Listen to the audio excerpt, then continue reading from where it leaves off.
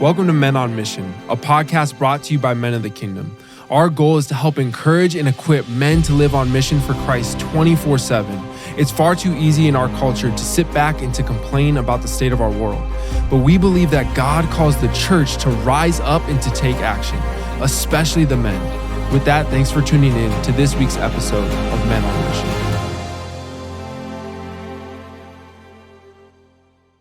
We're so blessed to have you here.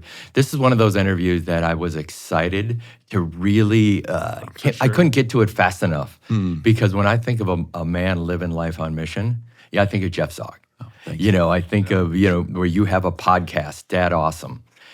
Tell us, how did that start? Sure. Yeah, so Dad Awesome, it was a question. I was asked a question from my wife's cousin's husband on a patio in Scottsdale, Arizona. He looked at me and he said, "How do you stay so intentional about being a dad?" Yeah. And my answer, I had a 4-year-old and a 1-year-old at the time. So this is almost 6 years ago. Yeah. I looked at him and I was thinking, actually, I can't answer this question with authenticity because if you look at the spectrum of areas of intentionality, what books am I reading? What podcasts am I listening to? What small groups have I been a part of? What coaching cohorts or mentors? None of the kind of pie chart of growth, intentional growth, I could say I was bringing to the dad life. So my answer to him was, I'm having fun being a dad, but I wasn't actually activating no, I'm moving in that area. I'm bringing my whole heart and I'm growing in that area. So I went looking for resources, and this is 290 weeks ago because I've been doing a weekly podcast ever since. Awesome. I answered the question with action, and I filled an Evernote file with ideas. I started collecting, and I did a 10-week trial where I called it Dad Awesome, and I haven't stopped. So every week since then, I've been releasing conversations about intentional fatherhood. So it was one question in Scottsdale. Yeah. That launched the whole Dad Awesome journey that you're still on. That's it. And I was a pastor at the time resourcing young families, and I knew that our church wasn't doing anything to help young dads. I call it there's a pathway of becoming Dad Awesome. Right. And often people are like, what about the name? And I feel dad average almost every day. Dad average, or sometimes dad awful. Okay. And I feel internally, dad angry.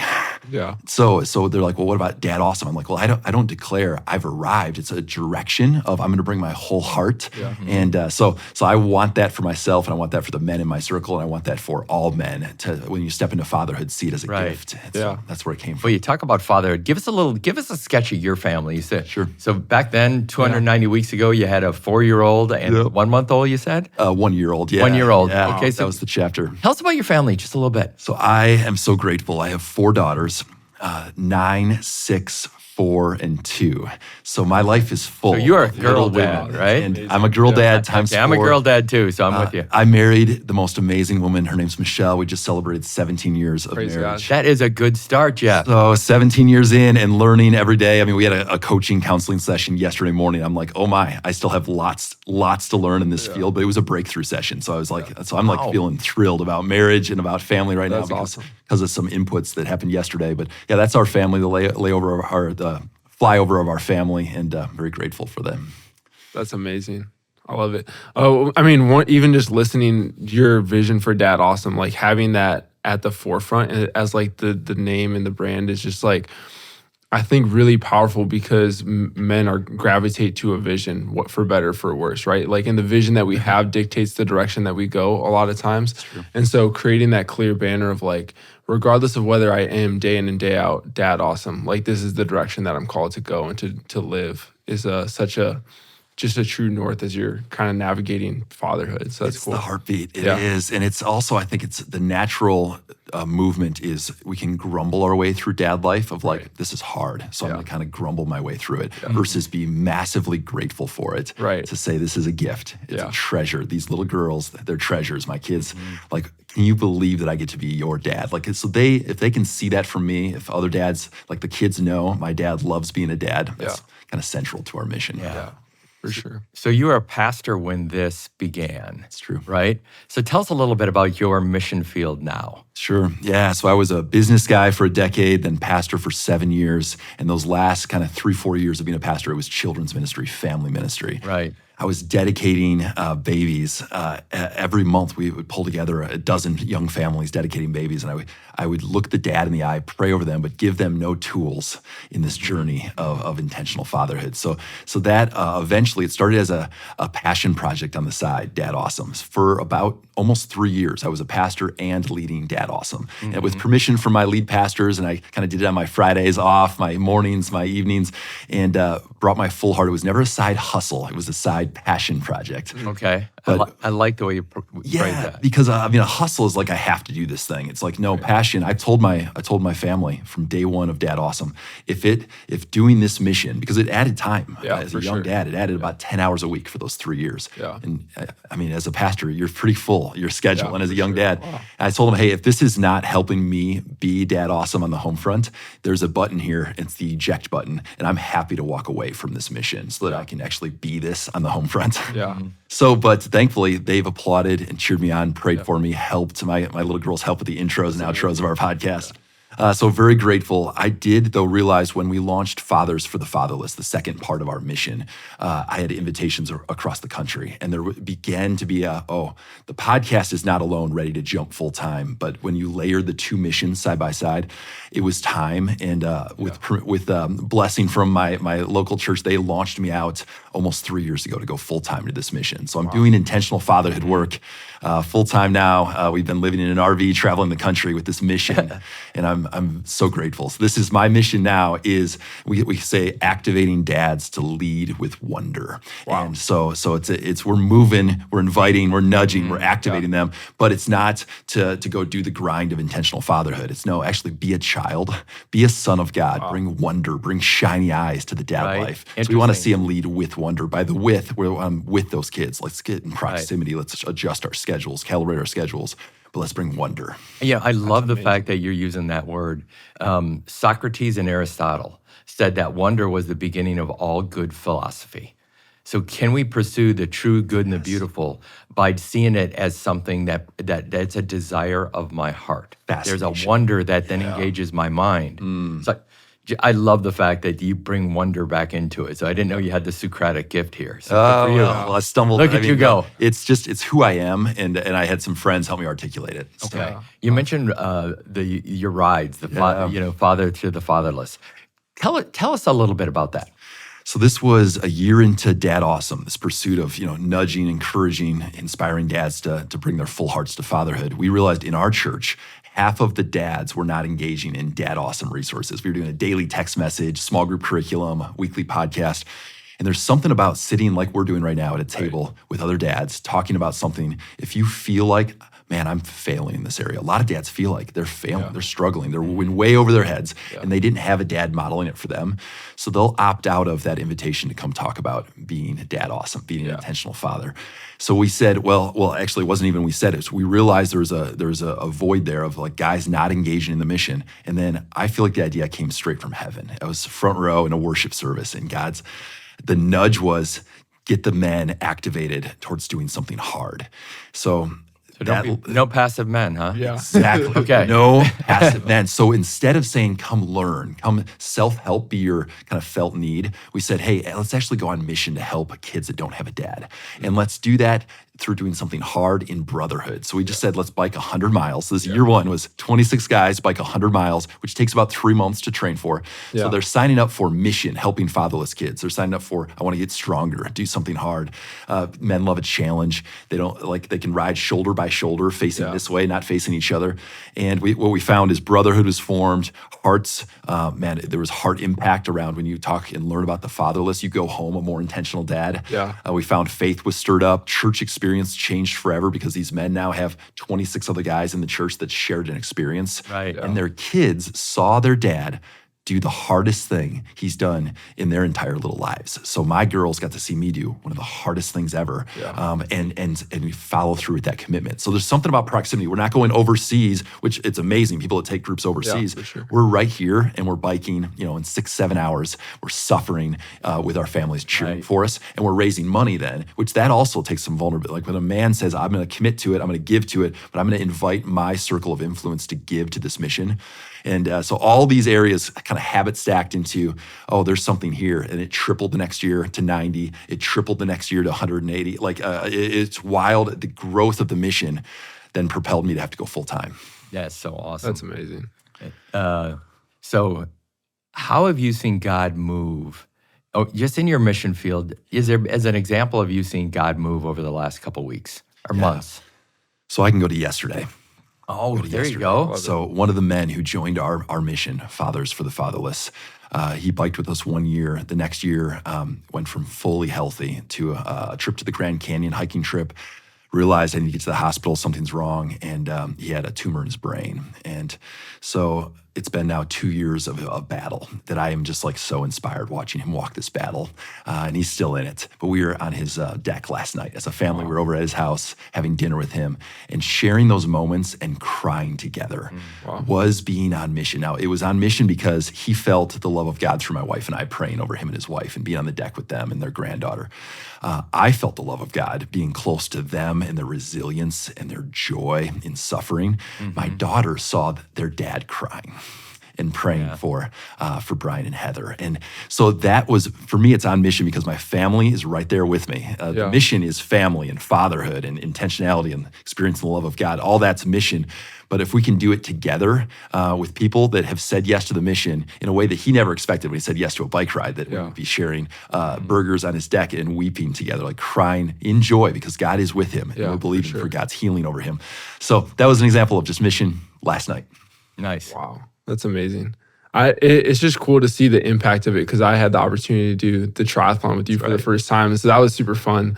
But yeah, just to see the relationships that you've built out of it and then how you're stewarding that just to continue to walk alongside guys and make an impact. So when you think about your mission field, is it kind of, you think the two big buckets, like family and then the ministry of Fathers for the Fatherless and Dad Awesome, is that kind of your mission field right now? Yeah, the mission field upstream is intentional father work with Dad Awesome. Yeah. Downstream is the 18.4 million kids in the U.S. that find themselves without a father. They're in a single parent home that don't have a dad, that are fatherless. The United States is dead last in 130 developed countries when it comes to fatherlessness. So there's a massive mission field, and we are failing at this mission. The devil, if Satan, the thief, if he has two missions, a right hook and a left hook, the right hook is fatherlessness. If he can get as many kids to not have a father, not experience the love of an earthly father, it's hard to experience the love of a heavenly father. So if the right hook of the devil is fatherlessness, the left hook is passive men. The left hook is men on the sidelines. So what I pray for is that these Fathers for the Fatherless events, the triathlons, the Spartan races we do now, the bike rides, that they would nudge and encourage and activate men to not be on the sidelines. I think it's 1%. As I've traveled the country, I've gathered men, 1% of men say, I'll do something in this area of activating men, of gathering men, of leading men. This is why I look at you guys with such I'm like in awe at what God's done through men of the kingdom. And through this is in the fabric of everything you guys do, is we're not passive. But if it's 1% of men in the church, this is not all men, 1% of men in the church are saying, I'll do something to gather and rally men. Now, the mission can be helping the fatherless. Then you hit both the right hook and left hook, but the mission can be anywhere to combat what the devil's doing. Men who say, in my imperfection, in my feelings of shame or my feelings of struggle, instead of waiting till I've arrived to be a leader, I'm actually going to step in and be a leader, and I'm going to learn with the men that I lead. I'm going to experience healing with the men that I lead. That's me. Starting Dad Awesome, imperfect dad, stumbling in all kinds of areas. I chose to lead. And in doing so, I've grown so much. Fathers for the Fatherless, never had ridden a bike more than 40 miles. Never had done any kind of fundraiser, athletic pursuits. I chose to lead, and my life has been forever changed. And 800 guys who have said yes to the mission. And so that's my mission is those two sides: is fatherlessness and activating men. I call it +3 dads. Dads that just say it's not rocket science. Are there 3 other dads that you know in any sphere, neighbors, coworkers, that you can just say, hey, join me. Let's grow together. Let's grow together. Let's be on mission together. And that's the game changer, the cascading effect. If men find +3, find 3 other men. In the area of intentional fatherhood is kind of my heartbeat with that. But whatever it is, just do something. Don't stay on the sidelines, because then if you do something with 3, one of them might end up starting another group next year, one of them the following year, the cascading effect. I can share one more thing with this. I have a spreadsheet that inputs my 4 daughters and their 4 future husbands. In 30 years, when they're 30 years old, they have some kids. When those kids are 30 years old, they have some kids. So I can adjust the inputs in my spreadsheet based on how old they are when they have kids and how many kids they each have, right? So that spreadsheet, 126 years from now, I will not be alive. I will, though, from my girls and their husbands and their kids and their kids' kids and their kids' kids, 4 generations out, there's over 600. Directly from me and my family, there's 600 lives that are impacted just through decisions that I make as a dad and pouring love into my girls and praying for their future husbands. That's such a powerful vision. It's a lot of kids, right? Yeah. And so that's just me though. If I'm a +3 dad, if I get just 3 more dads to go on mission, they have a spreadsheet, and if they live on mission, and that might not be 600, they might each have 2 kids instead of 4 kids, like whatever. But the cascading effect of just having courage to say, I'm going to invite some other guys in on mission. It's the game changer. It's millions and millions and millions. Yeah, look at when you said yes to the Holy Spirit. Look at the generational impact. And the psalmist said that I will cause multiple generations to praise your name. Boy, that's a Jeff Zog verse if there ever was one. I think it's Psalm 64, but I'll get it and I'm going to send it to you. Cool, thank you. Because, as you were talking about that, I can just see God looking down at you and says, that's my son with whom I'm well pleased. Thank you for saying yes. Yeah. You talk about the epidemic of fatherlessness in the U.S. Yeah. So some stats I've seen where there's 50% of kids are raised without a father in the U.S. right now. Yeah. And you think of the other 50%. The fathers may be present, but do they have a presence in the home? Yeah. And how many of those fathers have a biblical worldview? There's a big mission field out there. Huge. Yeah. Without having a father or a man in a young man's life, what have you seen the impact of some of these guys who've come alongside the fatherless or come alongside and mentoring young men? Do you have any stories that kind of pop out? Yeah, so we're thankful to know and have trusted organizations that we love that we give resources to. We don't do any of the direct one-on-one mentoring ourselves yet. Who knows? Maybe someday. Right. So we hear testimony stories from our partners that are incredible. One of our partners, the Real Hope Project, 130 kids have been adopted into forever families from, these are kids in the foster care system in Minnesota that their parental rights were terminated in their wards of the state. And they've been adopted because of videos that we've helped to finance the creation of these videos that tell their stories. They're beautiful stories that help these families choose adoption. So when it comes to like exact stories, and there's sensitivities too with certain kids and how that plays out, but I know there's kids that I can see their faces right now. I won't tell you the name of their dad, but who the courage to go see a counselor because of just a major marriage moment came from bike ride conversations, train rides, had courage to go see a counselor who now those kids have a dad who's home with them. And so yeah, there's stories on both sides of the equation, but we know, like there's a country, so Myanmar, the civil war happening over there, they went from 1 million kids without dads to 10 million kids without dads because of the civil war just in the last 2 years. And that's our global partner that we're giving to. And these kids, the stories do come through of like the protection, the safety, the food that we're able to help provide for these kids that are in an orphanage. Yeah, right. I mean, it changes you when you think about and you hear about circumstances. It makes you go home a far more intentional dad. Oh, for sure. Well, it's cool too that you're not only see the problem, but you're actively doing something to combat it and to be intentional, to take action and to try to raise up men to be the fathers and to fill that void that's so evident in our culture and around the globe. So it's cool and it's inspired. And when you were talking and we were sharing, like the verse that came to my mind as I was thinking was just 1 Samuel 13. It's like one of my favorite Old Testament passages. You know, like you have 100 or hundreds of Israelites cowering in the caves and they're just terrified. And you have the Philistine armies across the way. And then Jonathan, and his armor bearer, they're like, let's go take them out. You know, like let's go. Yeah, exactly. He's like, if God's with us, we got this. And like, if they taunt us, that's the sign from the Lord to go up there. Yeah, exactly. All right, that's the sign we can ask for if we're taunted. Exactly. And then they scale it. They fight back to back, and like they slay over 20, and they just completely turn the tide of that war. And it's like you had mentioned 1%, and in that storyline, those 2 men would have been less than 1%, right? But it's like, imagine what happens if you raise up 2 guys, 10 guys, 100 guys to do that, how much we can turn the tide. Yeah, courageous action led to a start of a victory, and then Right. the ground actually shook in that story. Right. And that's what got the attention of everyone. And like that's when the voice and the arm, and the hand of the Lord moved. And that's it. We need courageous men Yeah. to find that passion, what's Yeah. burning inside them. Take action. And Yeah. take action Yeah. imperfectly. Yeah. Take action imperfectly with other men. Don't do it For solo. sure. Exactly. Yeah. Yeah. You're such a great example of where one man says yes to God. Because God plus one it's a majority in every situation. And when you're filled with the resurrection power, you can attack strongholds. And you're such a great example, Jeff. And you've inspired me, and I'm sure you've inspired a lot of people that are listening or watching this podcast. Because once you say yes to the Holy Spirit, you never know where that's going to lead. And you do it imperfectly, right? Right. And one thing that we've just found is I'm a golden retriever. So if you just stay after it, find that, we talked about, find that +3, a couple guys with you on mission, and just stay after it. 288 episodes in right now to the podcast, or however many, we've 800 guys have said yes to this mission of Fathers for the Fatherless. None of the events have been perfect. None of the podcast episodes have been perfect, but I've just stayed after it. And one way that helps motivate me to stay after it is remembrance. So I write down ways I've seen God at work. So we already did that this summer. So we've only been home for 7 weeks in Minnesota, moved out of the RV into a little rental house for the summer. And we wrote down, it's more than one a day. Like we're at I think 80 specific things that we've seen God do this summer. And one of them happened in this room that I told you God earlier about like this interaction and this conversation last week in this specific room, this studio.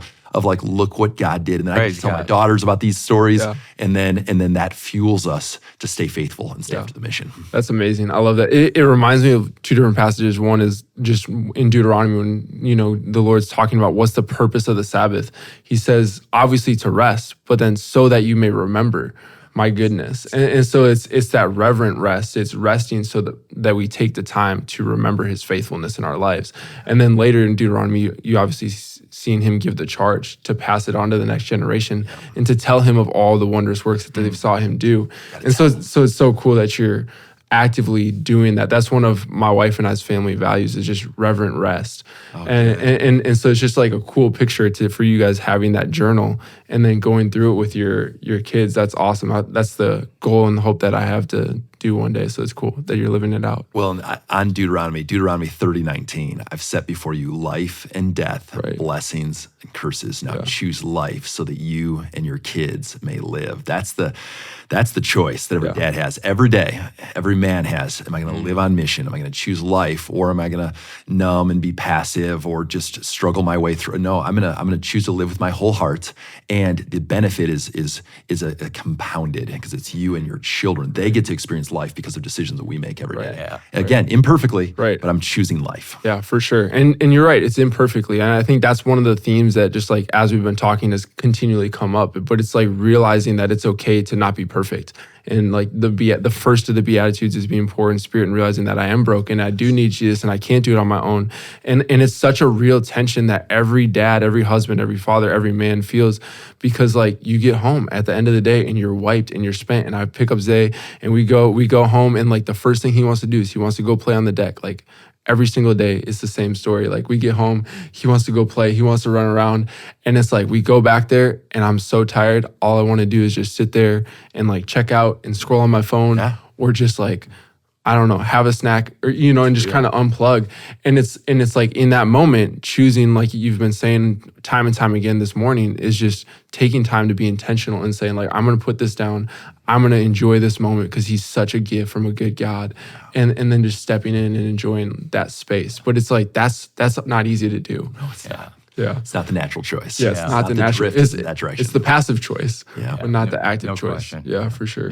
Just looking at you and talking with you today, I can just feel the joy of the Lord pouring off of you. And you're such a great example, Jeff. But I want to take you back to that deck in Scottsdale just for a second. When you asked that question, you thought, oh, how am I being intentional? What books am I reading? Maybe what promises of God am I holding on to? Okay, 290 episodes later. Is there any books right now that you could recommend to the men that want to be dad awesome or want to live a life on mission, or promises of God that you're clinging to that are really a bedrock that kind of say, hey, when I am feeling inadequate, I'm just going to take one step more, one pedal more on my journey? Yeah.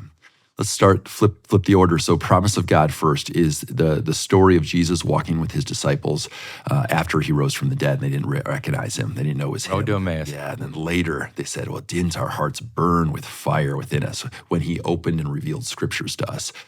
So that charge to me is get in the word of God. Like the charge to me is get in the word, because then my heart will burn with fire. And a man whose heart burns with fire raises girls whose eyes shine and whose hearts love the Lord, and they live on bigger purpose. And so that is the charge that I have to every day think about. Like, am I walking with Jesus? Is he revealing scripture to me? Prayer, Bible. And then is that igniting that fire and burning it and stoking more? So that's the promise. Some of the books actually are on that same topic. I've been reading lots of stories. So the story I believe it's called Man Living a Life on Fire, Reinhard Bonnke's story. So he's a evangelist in Africa. He's the Billy Graham of Africa. In that story, German evangelist, wild. Then also Jim Elliot's story. So Elizabeth Elliot wrote The Shadow of the Almighty, I believe is that book. And it's the story of Jim Elliot, who was martyred in Ecuador, lived a full life, lived a life on fire. So those are just two that are stories of people that have just I'm like, wow. One last one is Spiritual Slavery to Sonship by Jack Frost. That book changed my life. I've read it 4 times. Wow. And if you'll allow me a fourth, Morgan Snyder is one of my mentors. He leads Wild at Heart with John Eldridge. Morgan Snyder wrote Becoming a King. Read that book 3 times since my dad passed away 3 years ago. And that book, Becoming a King, I carry a knife in my pocket because of a reminder that my Heavenly Father is still fathering me. And there's a whole chapter about knife and how it, we authority, we are being welcomed to live in authority from heaven, be a king. Kingship, ruling. We're invited into that. God's wired us for that. But we have to actually experience healing and step into it with humble hearts and with God's fathering. So those are the 4 books that I'd recommend. Yeah, that's awesome. I love that. Thanks so much for just sharing and just casting a vision of what it looks like to be on mission and just giving people resources to live that out as well. Thanks for having me. Yeah. Thanks, Jeff. It's been a pleasure.